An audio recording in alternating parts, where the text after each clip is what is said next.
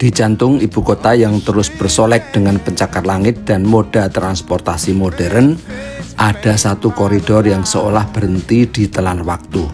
Dari berpuluh tahun yang lalu hingga sekarang, seolah tidak ada perubahan. Lintas rel kereta api antara stasiun Palmerah dan stasiun Tanah Abang. Dari balik jendela KRL komuter lain yang melaju mulus, kita disuguhkan pemandangan yang tidak biasa. Baju-baju yang dijemur persis di bawah tiang listrik aliran atas, deretan toko kayu dan figura semi permanen, hingga teras rumah warga yang menyatu langsung dengan batuan kerikil rel. Ini bukan sekedar potret kekumuhan kota, ini adalah kisah tentang ruang abu-abu.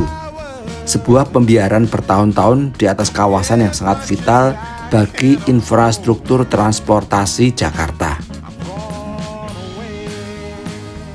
Jika kita bedah secara spasial, koridor ini membelah dua zona aktivitas informal yang unik.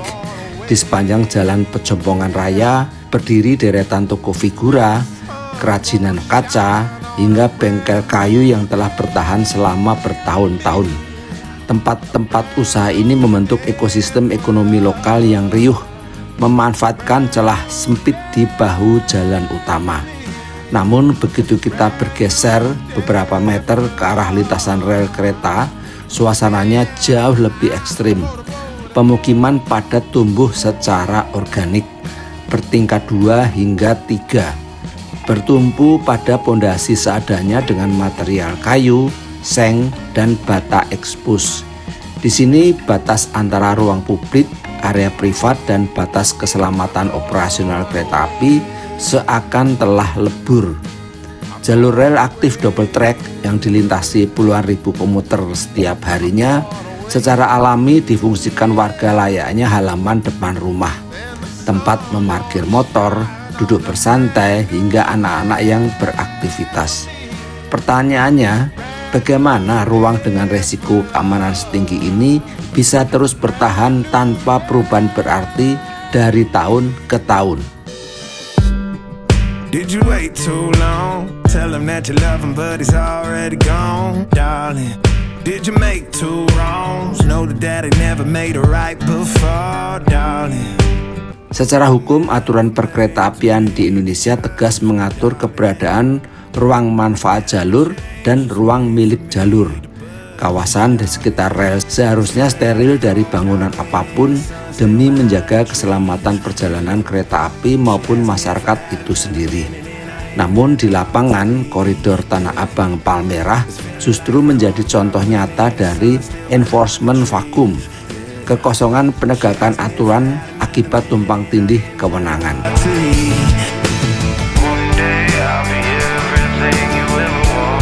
Di satu sisi PT Kereta Api Indonesia dan Direktorat Jenderal Perkeretaapian Kementerian Perhubungan berfokus pada keselamatan teknis operasional rel. Selama bangunan liar tidak secara langsung menghalangi lalu lintas kereta, penertiban seringkali tidak menjadi prioritas utama ketimbang proyek sterilisasi lainnya. Di sisi lain, pemerintah Provinsi DKI Jakarta memiliki kewenangan atas penataan ruang kota dan penegakan ketertiban umum bagi warganya. Namun menangani pemukiman padat di tanah aset milik BUMN atau kementerian membutuhkan skema sosial dan anggaran relokasi yang tidak sederhana. Akibat ketidakjelasan batas tanggung jawab dan koordinasi lintas instansi ini, kondisi ini dibiarkan berlarut. Pembiaran bertahun-tahun akhirnya menciptakan normalisasi. Sebuah keadaan bahaya yang lama-kelamaan dianggap wajar karena sudah berlangsung puluhan tahun.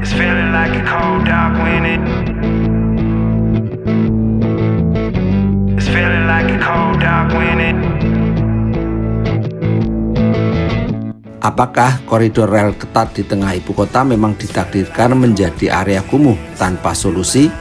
Tidak selalu. Jika kita menengok ke beberapa negara tetangga dan negara berkembang lainnya, penataan koridor perkeretaapian di area padat penduduk bukanlah hal yang mustahil. Contohnya di Bangkok, Thailand melalui program Ban Man Kong.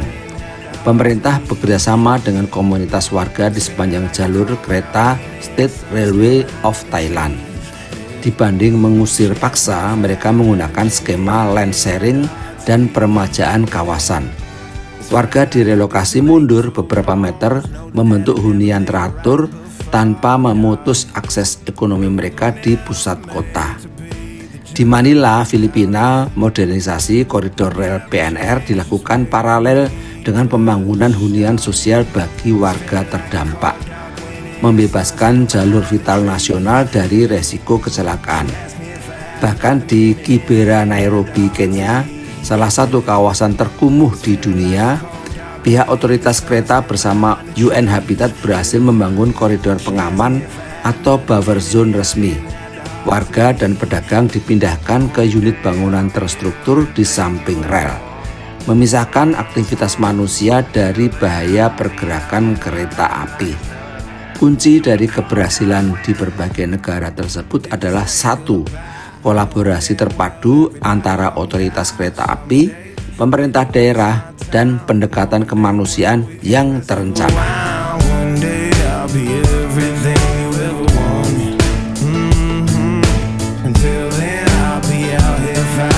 Kembali ke Jakarta, penataan stasiun-stasiun kereta api di Jabodetabek dan di luar Jabodetabek dalam 2 dekade terakhir terbukti membawa perubahan luar biasa. Stasiun kereta api kini bersih, modern, dan sangat tertib. Namun, pemandangan tepat di luar pagar stasiun seperti di sepanjang lintas Tanah Abang dan Palmerah ini mengingatkan kita bahwa tugas penataan kota belum usai. Pembiaran kawasan ruang sisa ini bukan sekedar masalah estetika wajah kota, ini adalah soal keselamatan jiwa warga yang tinggal menempel pada rel, keselamatan perjalanan ratusan ribu komuter harian, serta ketegasan hukum dalam mengelola aset vital negara. Akankah koridor ini terus dibiarkan membeku dalam waktu, menunggu musibah baru bertindak? Atau akankah ada keberanian politik dan kolaborasi nyata untuk menata ruang ini menjadi lebih aman dan bermartabat bagi semua? Saya Wibi Kembara, terima kasih telah menyaksikan tayangan ini. Sampai jumpa lagi pada ulasan penataan kota berikutnya.